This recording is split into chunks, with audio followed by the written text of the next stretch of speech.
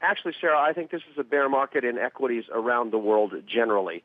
I keep a very simple index. I've called it my international index. I've kept it for the last 30 years, which is really just a very simple model of the 10 largest stock markets around the world. It reached its peak on May 25th of last year at about 11,186. It's now at 9,800. It is down 16 or 17% from its highs. That's sufficient to tell me that a bear market has begun. The U.S. market lagged behind. Our economy was doing far better. The dollar was stronger. Money was flowing here. But even we have begun to turn lower. So I think this is a bear market generally.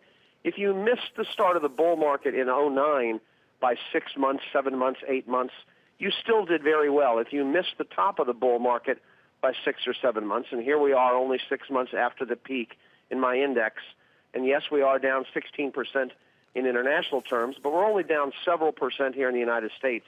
I think the wise move is to go to the sidelines, take what cash you have. I do think this is a bear market, and I think it's going to be quite serious.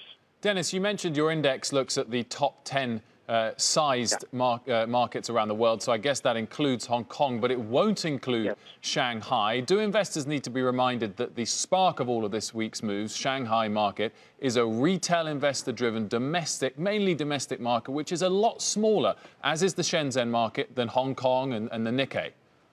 Yes, but if you put Brazil in, if you put the United States in, if you put all of the European economies in, if you put Canada's market in, if you put Japan's market in, it tells you something. Perhaps the Shanghai may be small. I understand that. But on balance, if you take a look at what's going on around the rest of the world, and it really doesn't matter, you can look at the Saudi stock market. You can look at any other stock market almost anywhere in the world. All of them have broken upward trend lines. All of them have failed to make new highs.